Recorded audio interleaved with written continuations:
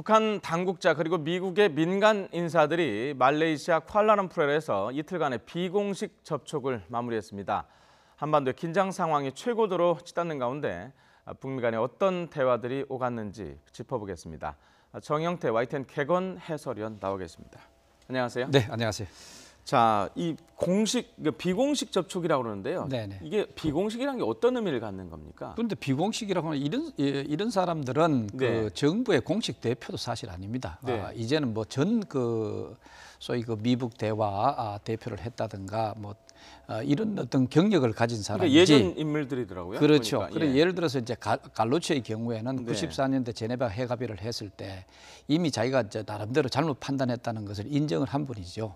왜냐하면은 북한이 조기에 네. 붕괴할 것이기 때문에 네. 여러 가지 양보를 해주면서 협상을 이끌어 갈 수도 있다. 그래서 이제 어느 정도 현상 유지에 초점을 둔 그런 대표적인 인물이라고 볼 수가 있죠. 그렇기 때문에 북한은 그때의 이런 갈루치라는 이런 인물 중심으로 해서 소위 이제 미국에 대한 어떤 접근이라든가 그런 것을 이제 어느 정도 타진해보는 그런 것도 있고, 또 조엘 위트라고 해서 이 사람이 일찍부터 북한과의 어떤 그런 나름대로 공식 비공식 그런 접촉을 여러 번 벌여왔던 그런 인물이기도 하죠. 자, 시점도 좀 짚어봐야 될 텐데 네네. 왜 이 시점인가 하는 부분이거든요.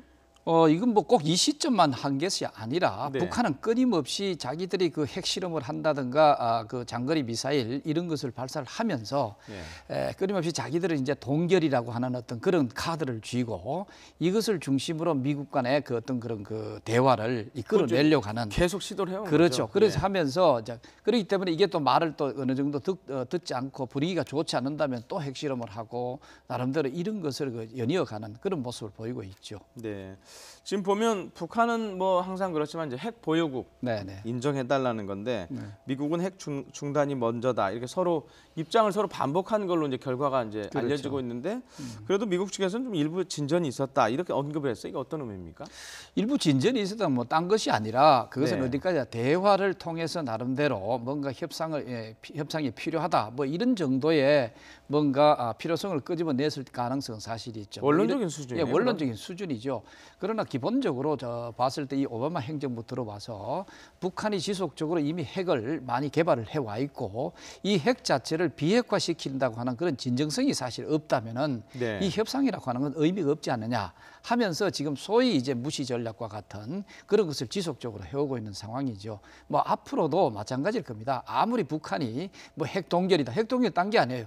이제까지 자기들이 개발한 데는 손대지 마라. 그러나 앞으로 우리가 핵 네. 활동하는 것을 뭐 중단을 하거나 아니면 더 이상 개발을 하지 않겠다라든가 네. 이런 협상을 하자고 하는 것인데 막 이렇게 될 경우에 비핵화라고 하는 것은 의미가 없다고 볼 수가 있죠. 왜냐하면 이미 개발했다 하는 것이 인정되는 것이기 때문에 네. 오히려 미국이 북한을 핵국가로서 인정해주는 꼴이 돼버리는 거죠. 자, 이렇게 본다면은 북한이 아무리 이런 식으로 비공식적인 접촉을 네. 위해서 여러 개 노력해 있다고 하나 그러나 이것이 성과를 거두기는 어렵지 않느냐 이런 생각이 됩니다. 네. 자, 조금 맥을 달리해서 지금 이제 미국 대선 한 달도 안 남았답니다. 네네. 지난번에도 무수탄 도발을 하다가 뭐 계속 실패하고 그랬는데 이 사이에 미국 대선 뭐 있는 날짜까지 혹시 추가 도발 가능성은 어떻게 보십니까? 북한은 지금 핵 실험을 이제 5차까지 했고 앞으로 뭐 6차, 7차 간다는 것은 거의 기정사실이라고 볼 수가 있습니다. 왜 그러냐면은 그것은 이제 핵 개발을 해서 지속적으로 고도화시키겠다고 하는 것이 이제 북한의 기본 목표이기 때문이죠. 네. 그러나 그것이 정확하게 11월 달 정도 해서 미국의 대선 그것을 기점으로 해서 할 것이다. 이래 판단하기에는 아직까지 크게 북한이 과연 그 정도의 핵물질이 있을 것인가 하는데 의심이 가는 상황이거든요. 자, 뭐 그런 것도 있고 그 외에는 또 도발을 한다면은 주로 소위 무수단위와 같은 그런 미사일 이런 소위 운반시대라고 볼 수가 있죠. 네. 소위 무수단위와 같은 것을 이건 실전 배치를 해놓기는 해놨는데 네. 이것을 사실 시험을 통해 가지고 뭔가 확인이 안 된 거거든요. 그렇기 때문에 끊임없이 사실은 이 시험을 해서 뭔가 성능을 확인하는 그런 작업이 사실 필요합니다. 자, 그것도 있고 동시에 자기들이 각종 운반 수단과 같은 것이 소위 핵을 탑재해서 이런 운반 수단이 있다는 것을 과시함으로써 미국을 위협한다든가 우리 대한민국을 위협한다든가 하는 형태로 나와서 봤을 때는 뭐 미사일 어떤 시험 발사와 같은 것은 기다리고 있다 이렇게 봐야 되겠죠. 그 운반 수단 말씀을 하셨으니까 최종 목표는 이른바 대륙간 탄도미사일 ICBM 그렇죠. 성공 아닙니까? 예, 예. 그 중에서도 그 대기권에 다시 나갔다가 들어오는 네네. 그 부분이 지금 어느 정도까지 진전이 되어 있나요? 그게 지금 공식적으로 확인이 되고 있지 않습니다. 지금 이제 북한이 사실상 그 ICBM에 준하는 그런 네. 그 미사일의 개발에 성공했다고 얘기하려고 하면은 그 네. 사실 그 ICBM에 준한 그 미사일을 쏘아서 소위 대기권에서 다시 들어오도록 할 수 있는 재진입할 수 있도록 하는 그 시험을 실질적으로 거쳐야 되는데 아직 공식적으로 확인된 바가 사실 없죠. 뭐 이것을 위해서 여러 가지 형태로 그것을 이제 간접적으로나 직접적으로 하려고 노력하는 것이 미사일의 끊임없는 미사일의 시험 발사가 아니냐 이래 볼 수가 있죠. 네. 자, 며칠 전에 정보위에서 나왔던 김정은 네. 얘기 좀 잠깐 해보겠습니다. 오늘 저희도 아침부터 이제 보도가 자세히 나가고 있는데 매일 밤 폭음을 한다는 얘기가 있어요. 네. 이 정보위에서 나왔던 내용인데 일단 여야 간사들의 얘기를 먼저 들어보신 다음에 말씀을 좀 듣도록 네. 하겠습니다. 매주 3, 4회 밤을 새워 술 파티를 하고 있으며 한 번 마시기 시작하면 자제를 못한다는 한 해외 공관원 정원도 언급했습니다. 한 간부는 김정은에게는 생사를 함께할 신복이 없으며 권력층조차 자신의 안위를 위해 어쩔 수 없이 충성하고 있다고 말했다고 합니다. 자, 들어보면 매주 3번 내지 4번 폭음을 한다는 거고요. 또 들린 얘기가 몸무게가 40kg 상당히 많이 늘었 것 같아요. 건강 괜찮은가요? 지금 사실은 몸무게가 늘어났다고 예. 하는 것은 자연 발생적으로 늘어났다는 측면이 하나 있고 네. 일부러 이 몸무게를 키운 그 감이 없잖아 있습니다. 왜 그러냐 하면은 김정은의 경우에는 사실은 그 어린 나이에 예. 소위 최고 지도자로 등극을 했거든요.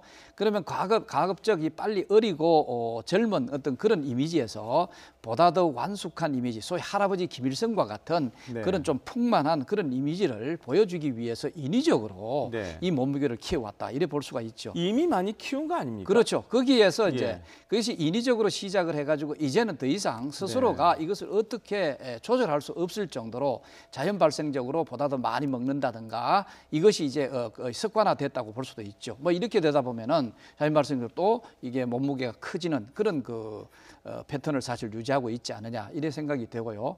그리고 이제 김정은의 경우에 뭐 폭음을 하고 있다. 예. 이 독재자들이 이 자기의 어떤 정권 유지라든가 정권의 생명에 대해서 불안감을 느끼고 있는 것은 일반적인 또 패턴이기도 한데 특히 김정은의 경우에는 또 김정일이나 할아버지 김일성과는 달리 주변에 사람이 사실 없어요. 거기에 예를 들어서 김정일 경우에는 자기 그 장성택이라든가 고모부도 사실 있었고 그다음에 여동생 김경희도 있었고 뭐 등등 자기가 일찍부터 자기의 어떤 충성 세력이라고 하는 그런 사람들을 주변에 뒀는데 반해서 김정은의 경우는 그런 사람이 거의 없다는 거죠. 김경기만 하더라도 지금 아직 상당히 그 건강상의 문제로 네. 직접적으로 여러 가지 그 정권 유지에 개입하기도 사실 어려운 측면이고 뭐 겨우 있다고 해서 뭐 김여정이라든가 이런 정도 수준이니까 사실 그리고 또 주변에 자기가 권력을 구축해놨다기보다는 여러 가지 엘리트들을 이게 이제 인위적으로 좀 뭔가 된 그런 측면이 있죠. 그러니까 자기가 신뢰가 안 가는 거죠. 이렇게 보다 보면은 사실은 그것으로 인해 가지고 뭔가 불안감이라든가 아니면 불만이라든가 이런 것을 이제 달래기 위해서라도 소위 그 많은 폭음을 한다. 뭐 이런 것은 뭐 어떤 의미에서 우리가 충분히 예상될 수 있는 그런 그 내용이라고 볼 수가 있죠. 그러니까 폭음을 한다는 거는 고민이 많다. 그만 고민이 많다고 봐야 되죠. 그렇죠. 지금 사실은 자기의 권력 정통성을 강화하기 위해서 소위 성군 지도자, 네. 그러면 강한 어떤 그 군사 지도자 이미지를 보다 더 강화하기 위해서라도 지금 핵실험이라든가 미사일을 무리하게 네. 짧은 기간에 이것을 집중적으로 해나오고 있거든요. 예. 자, 그러다 보니까 지금 국제적으로 오히려 그 부메랑 효과가 될 수가 있는데 국제적으로 제재라고 하는 것이 더욱 강화되고 오히려 이제 미국으로부터 뭐 시작해가지고 또 김정은을 지목을 해가지고 인권 문제 유리한 지도자로 사실 이것도 지목도 하기도 하고 뭐 이렇게 된다면은 자기의 개인 신변 자체가 굉장히 불안해지는 그런 상황이 사실 오고 있거든요. 네. 이렇기 때문에 특히 김정은의 경우는 신뢰가 주변의 신뢰성을 갖지 못하고 불안감이 크다고 하는 것도 충분히 우리가 예측해 볼 수 있는 내용이라고 볼 수가 있습니다. 그 불안, 고민 이 가운데 지금 계속해서 확산하고 있는 이른바 고위층들의 탈북 문제도 있을 수 있지 않습니까?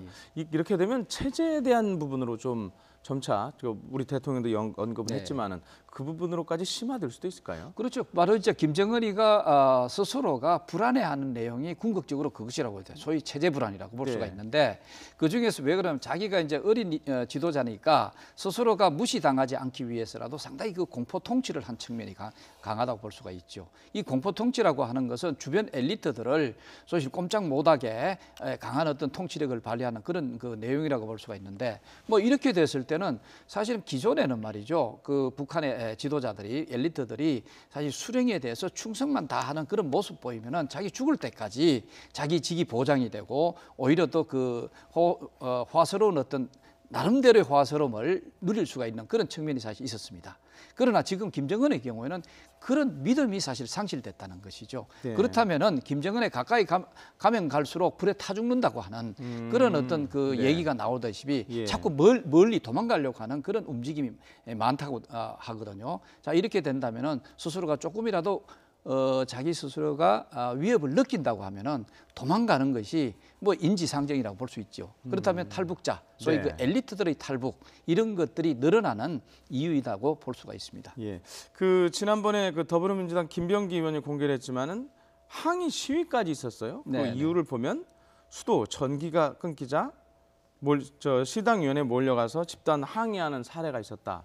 상황이 일부 지역이긴 하겠지만 상황이 이 정도로 심각한가요? 이제 이런 뭐 항의 같은 것은 소위 이제 북한의 경우에는 소위 그 수령에 대해서 직접적으로 항의를 한다든가 이런 것만 아니면은 중간에 어떤 당 간부라든가 아니면은 일반 공직 간부 이런 간부들에 대해서 불만을 표출하는 것은 상당히 많이 있어 왔습니다. 많이 있었습니까? 자, 그럼에도 불구하고 최근에 있는 것은 그 도를 좀 넘고 있는 그런 측면이 사실 있습니다. 소위 당 기관에 가서 당이라고 하는 것은 북한의 핵심 기관이라고 볼 수가 있죠. 왜냐하면은 당 국가라고 해서 국가 자체도 당이 이끌어가는 그만큼 중요성이 있는 그런 기관이거든요.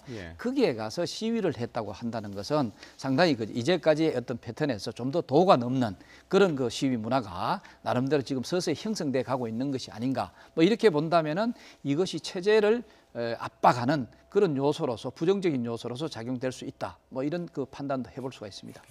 자, 마지막 질문 드려야 될 것 같은데요.